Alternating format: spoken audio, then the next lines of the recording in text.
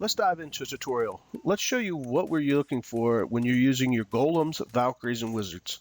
A GoVaWi, very strong attack that can usually net you 3 stars if you plan correctly. One of the key things that you're looking for in this attack is where you can put your Valkyries in a position to where there's multiple buildings or structures that are side by side with no spaces between. The Valkyries tend to go between the buildings and strike multiple targets at one time. Next, where's the position of the Queen? Is there any way that you can get your Valkyries in between these buildings and attack the Queen at the same time?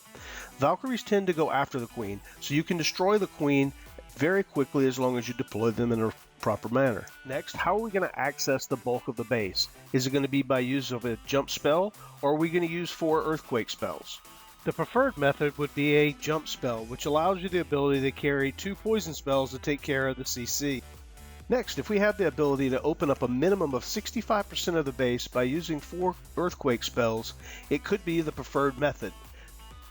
With this much of the base open, it allows the Valkyries and the other troops to do a tremendous amount of damage to a bulk of the buildings without the need of multiple spots for heal spells where the Valkyries are being slowed down by walls or single structures. Another major thing that you have to consider when using 4 earthquake spells is you're not going to be carrying your poison spells, so therefore you must have a way to deal with the clan castle troops as they come out and start attacking you, thus providing maximum efficiency for the spells that you are carrying. It is important that you take this into consideration before you decide which way you're going to go. We'll see some examples of both in this tutorial so you'll understand what we're looking for. Now that we've determined where the Queen is and how many of the buildings that we can attack with the Valkyries, next is how do we get them there? The most common method of this is using the Golem and Wizzies followed by some wall breakers in order to clear the funnel. So what is funneling? Funneling is a method of deploying your troops to get them inside the walls of the base at the point that you want them there.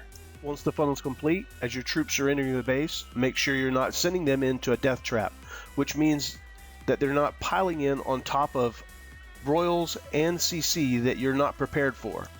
Be aware of the placement of the clan castle when you're sending your troops in so you can be ready with your poison spells and your heal. So let's look at a couple examples of funneling and entry of the base.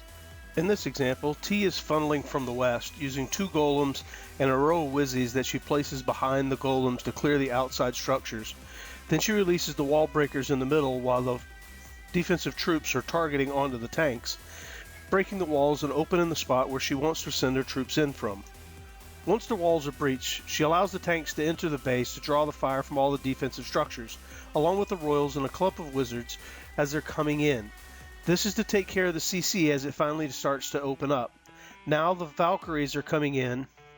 This is where the jump spell comes in. It jumps over the center of the base to allow all of these massive troops to enter the core of the base.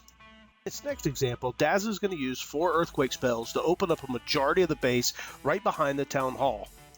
With these compartments open, it gives him so much access to the backside of the defensive buildings inside the base. Again, Dazza is spreading out 2 golems followed by a row of wizzies behind them to clear out the outside structures, drawing the fire to allow the wall breakers to break the outside of the base. Once the base is breached, he releases the CC Valkyries to come in to start taking care of the defensive buildings in the base. Notice how he holds the rest of his Valkyries. So once the heal is down and the ranged troops enter the base, he releases his Valkyries and the Valkyries come into the base. This is allowing the other troops to be in the front to take care of the CC so his Valkyries aren't jeopardized by the CC and other major defensive buildings. In any situation, if you don't allow the Valkyries to be behind the troops that's able to take care of the CC that's going to damage them, you will lose a bulk of your Valkyries and therefore jeopardize your whole raid. As I let these attacks play out, just so you can see that both of them achieved a 3-star attack, it's important to notice how the funneling is done, where it's done, and what troops go in what order in order for them to be successful in each of the attacks, whether it's by the use of a jump spell or it's by the use of a 4 earthquake spell. Both of them are very effective, but they have to be used properly. If you try to use one instead of the other, you're going to negate the number of spells that you have with one attack or the other. T used the jump spell to obtain position on the core of the base, where Dazza uses 4 earthquake spells to open up the backside of the base once he has the push coming through from the inside. So to be able to 3-star as a Town Hall 8, 9, or 10 with this type of attack, it all comes down to planning and determining which set of spells is going to be the best for your particular attack. Then the proper funneling with the right troops in front of and behind your Valkyries to take out the CC troops along with your poison spells being dropped in the proper location. I sincerely hope that this video gives you the ability to plan and execute 3-star attacks using this strategy. Please like and subscribe to see more 3-star strategy guides coming soon from Iron Age Wars.